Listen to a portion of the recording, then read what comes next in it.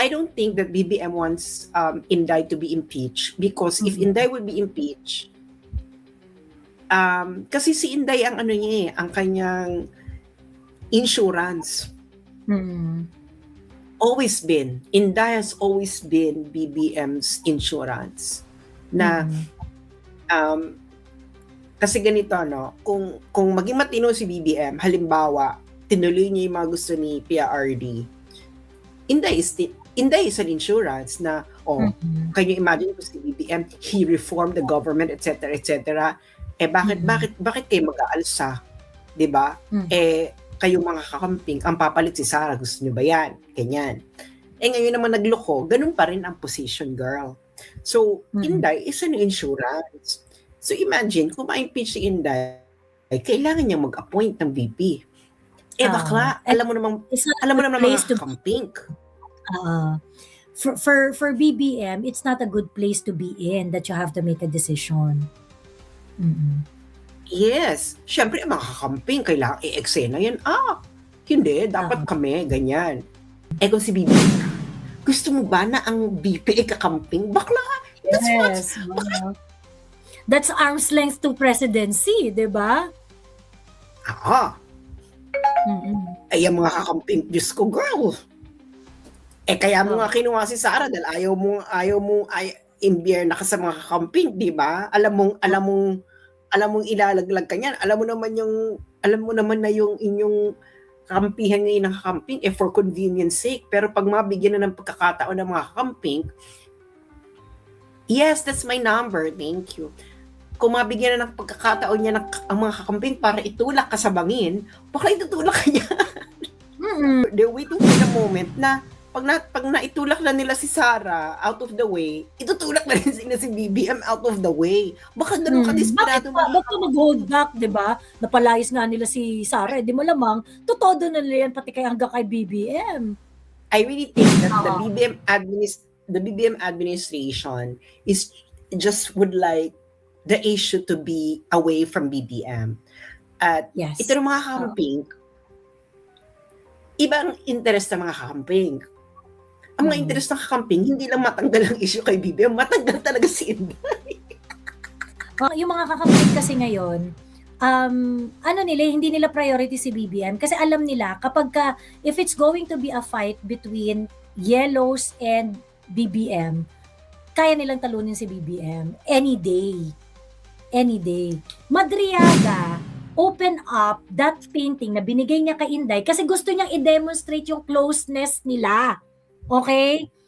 The mere fact, sabihin na natin na merong pinapaint at binigay niya kay Inday, bakit yung binigay niya? Bakit hindi yun yung nakapost? Bakit hindi yun yung dinisplay? Ibig sabihin hindi sila close.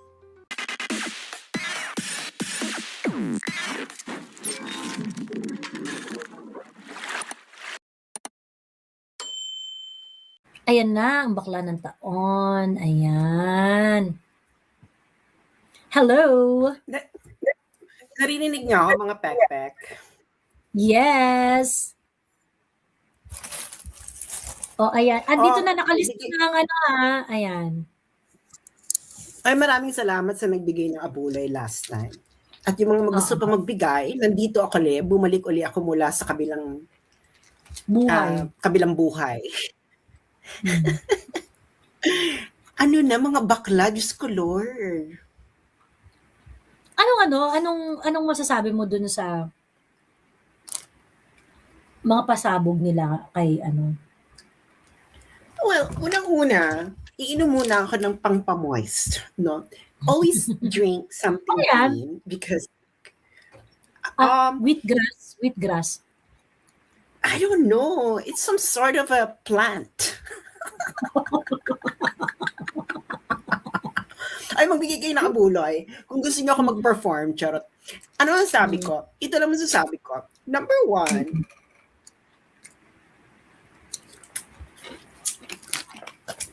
it's over. It's over.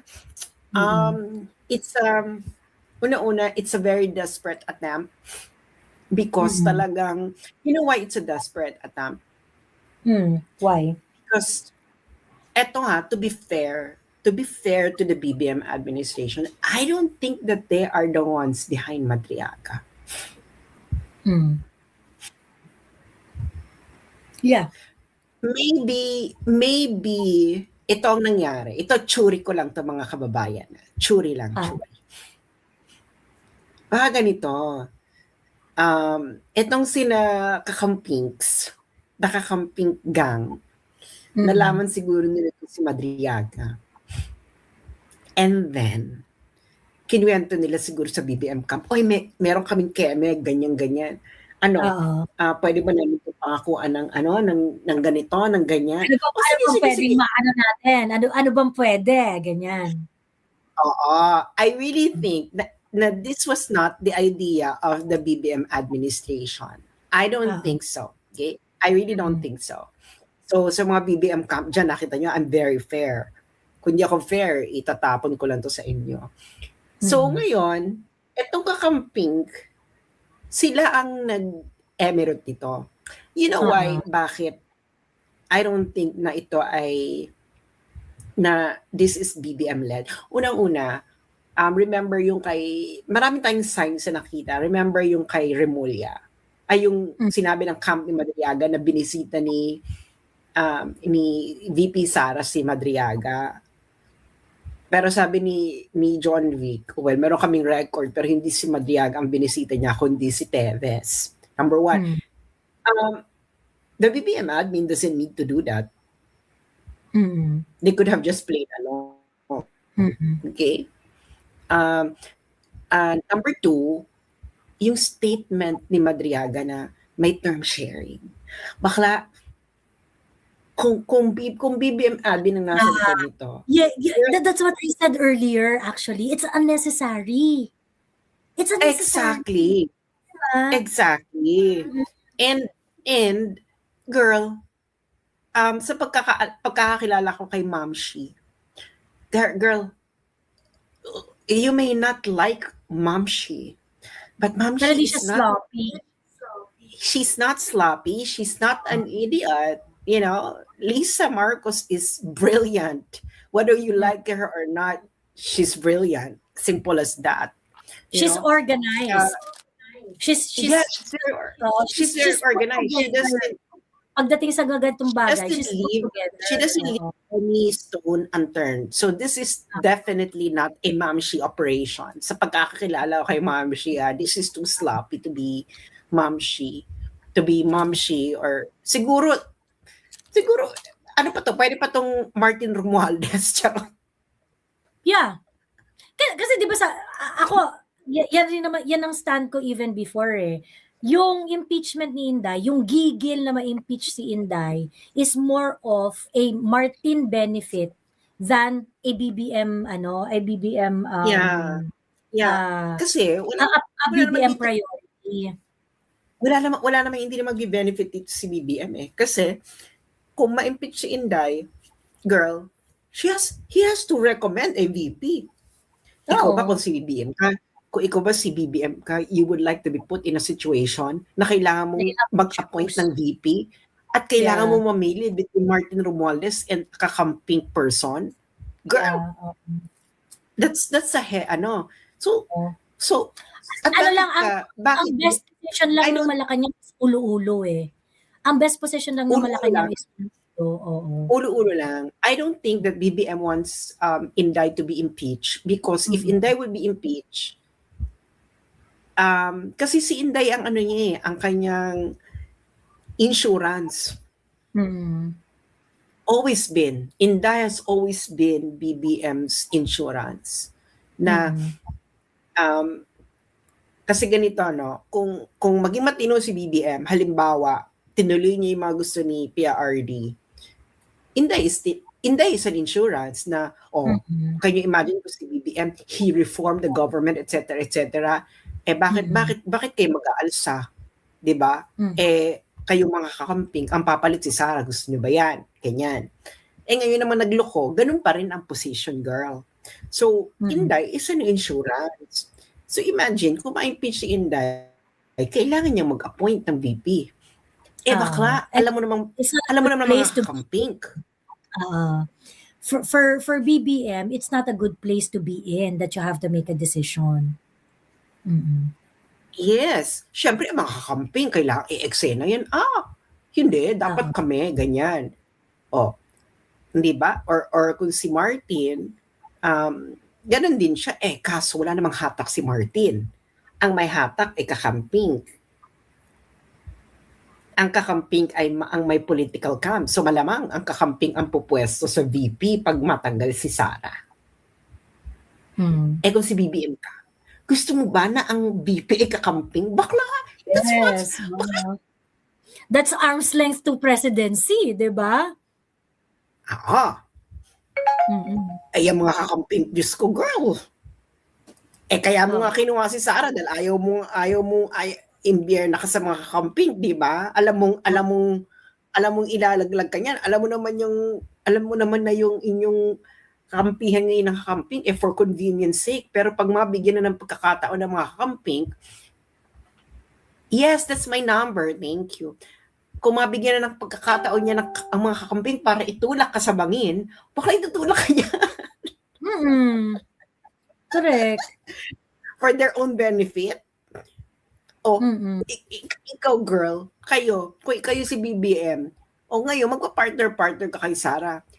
Pero, kung matanggal si Sara, tapos ikaw, si BBM, nandiyan ka na sa bingit ng bangin, hindi mo ba itutulak si BBM kung nandiyan? Hindi ba nila itutulak si BBM? Ano? That's the moment that they're waiting for. They're waiting for the moment na pag naitulak na nila si Sara out of the way, itutulak na rin sila si BBM out of the way. Baka ganun ka-desperado. Bakit mag-hold back, di ba? Napalayas nga nila si Sara, di malamang, totodo na nila yan, pati hanggang kay BBM. Di ba? Yes. Kaya feeling ko, kaya ito si BBM, I really don't think that they are behind this Madriaga. Okay? They're not behind. Ano lang siguro sila dito? Ano na siguro sila dito? Mga tipong cameo role. Yes. Ulo-ulo lang sila dyan. Gusto lang nila yung hype. Gusto lang nila yung mababuyin si Inday. Yung hanggang dun lang. Pero they do not want it to go full-blown. Kasi magbe-benefit pa rin naman sila up until doon sa pagpapababoy kay Inday Sara. Kasi it will ang also... gusto lang nila matanggal ang issue kay BBM. I really think that the BBM administration is just would like the issue to be away from BBM. At ito ng mga kakamping, ibang interest ng mga kakamping. Ang mga interest ng kakamping, hindi lang matanggal ang issue kay BBM, matanggal talaga si Inday. Matanggal si Inday and eventually BBM. Kasi kumbaga parang yung mga kakamping kasi ngayon, hindi nila priority si BBM kasi alam nila kapag if it's going to be a fight between Yellows and BBM, kaya nilang talunin si BBM any day. So kumbaga kaya parang hindi diyan ka lang. So kaya ka naming i-tolerate, diyan ka lang kasi pwede ka naman naming i-kembot anytime. Siya yung mas mahinang kalaban. Si BBM yung mas mahinang kalaban sa kanila. Kasi nakita nila natalo nila si BBM noong 2016 natalo nila with Mama Lenny. So kaya nila. Wala pa sila experience sa talunin ng isang Duterte. At ito lang yung chance nila na maitapon ang mga Duterte. Habang maaga kailangan na. Oo. Kasi kapag pag nanalo si Inday Sara ng presidente, baka hanggang mga 3 more presidential cycles, Duterte pa rin presidente natin. 'Di ba? It's gonna be very, very difficult for them.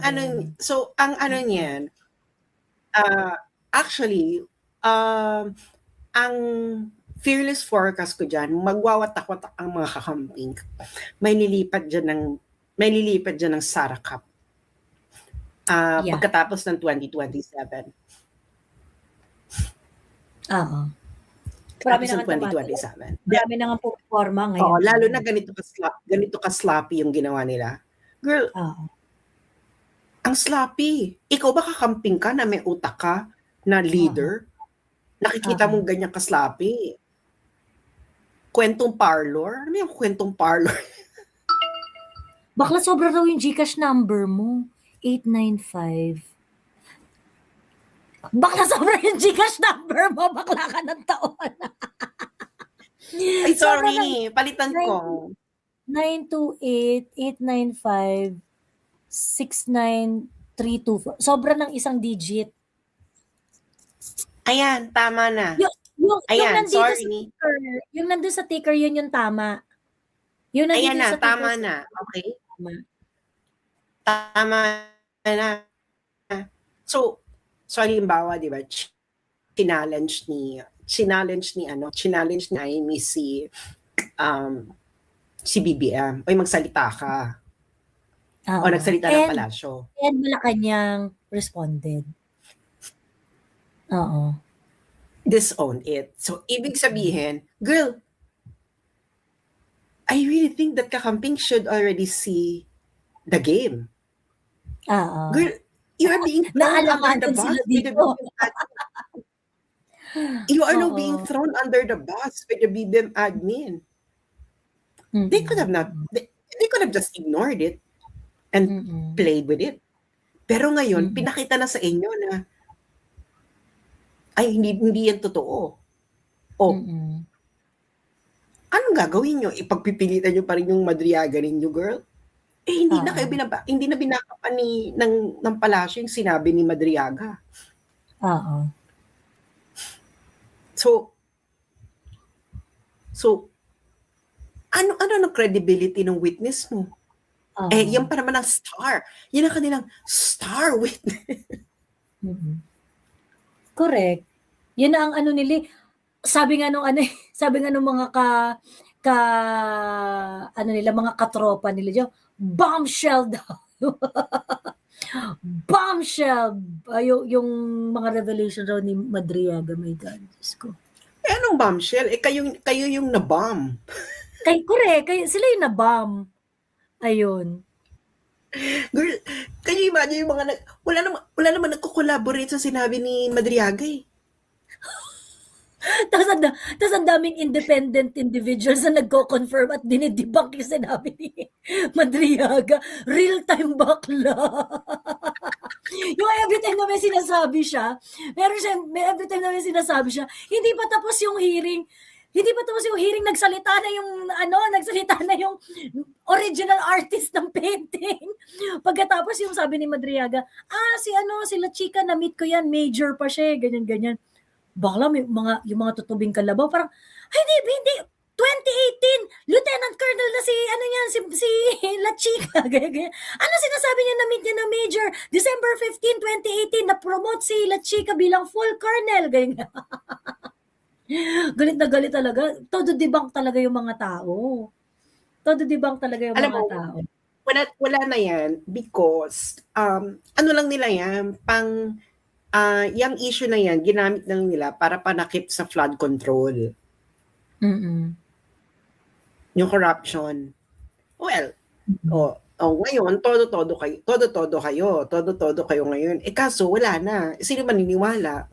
Girl, April na ngayon. Diba si Trillanes nga, ang ano niya eh, kailangan ma-impeach siya ng 2026. Otherwise. Di ba yun ang sabi ni Trillanes? Di ba yun ang sinabi ni Trillanes? Kailangan niya ma-impeach ng 2026. Yan na ang talagang deadliest deadline, 2026. Kasi, di ba sinabi ko na sa'yo, Joey, bakit wala pa silang mapagkasundo ang candidate? Bakit kailangan pa nila maghintay ng end of December or early January para makapag-decide ng coalition candidate? Hindi pa nga rin nila alam kung magkakaroon sila ng coalition eh. Alam mo? Kasi waiting sila. Bababa ba ang rating ni Inday? Kung bababa ang rating ni Inday, then they can put up a real fight. They can put up a real challenge na baka pwedeng manalo. Pero if hindi bababa ang rating ni Inday, ibig sabihin sure ball, hindi nila matatalo si Inday. So therefore, it will become a game of campaign funds. So, diba? Magtakbuhan na lang tayo. Magtakbuhan na lang tayo lahat dito, pagkatapos kanya-kanya tayong solicit, 'di ba? Exactly. Kanya-kanya So, ang mangyayari niya sa 2028, dahil hindi mo naman sure na matatalo si Inday, tatakbo ka na lang for the money, for the campaign money. Itatakbo mo na lang yung campaign funds. True. Miss Joey, Miss Joey, may interview ang abogado ni Madriaga about doon sa paintings. Diyos ko, Lord. Hindi naman eto kasi yung problem, no? Hindi nila gets na nag-lie si Madriaga on 2 counts. Okay. So, ang sinasabi nila, dinedefend nila si Madriaga na hindi, nagsasabi ng totoo si Madriaga. Kasi, meron naman talaga siyang scholar na gumawa ng painting na similar dun sa painting na kung saan na nandun sa room ni Inday. Okay, ang unang kasinungalingan, eto. Pina-identify kay Madriaga etong painting neto. Yan, ikaw ba nagbigay niyan? Yan ba yung sinasabi mong painting? Sabi niya, yes. Okay? Very, very clear eh. Yan yung binigay ko na painting. Meron akong scholar na, sa Laguna, ganyan-ganyan, in-Emerald. So, nagsinungaling siya na yun yung painting. Ang layo-layo ng painting na pinagawa niya doon sa painting na nakasabit sa room doon sa Tanya Piece. Sa Tanya Gaisano Lee piece na yon, ganyan-ganyan. So, that's the first layer of kasinungalingan. The second layer of kasinungalingan is, Madriaga open up that painting na binigay niya kay Inday kasi gusto niyang i-demonstrate yung closeness nila. Okay? The mere fact, sabihin na natin na merong pinapaint si at binigay niya kay Inday, bakit yung binigay niya? Bakit hindi yun yung nakapost? Bakit hindi yun yung dinisplay? Eh di ibig sabihin hindi sila close. 'Di ba? Kasi naman ang daming, alam mo feeling ko talaga si Madriaga, meron siyang obsession kay Inday. Meron siyang obsession kay Inday, and I think he is sick in the head. Sinabi yan ni Attorney Paulo na yun daw yung tingin nila Attorney Kilala at saka nila Attorney Monsayak kay Ramil. Kasi na-encounter nila si Ramil eh. 'Di ba? May parang he sounds obsessed kay Inday, ganun. May pagka-stalker talaga. Baka obsessed. Oh, well, alam mo naman ang mga criminal girl, ang mga gusto ng mga criminal, yung mga tipo ni Inday kasi nga tough woman. Yung pwede nilang isamang magtago pagka nangidnap, 'di ba? Kasi hindi lang pa, 'di ba?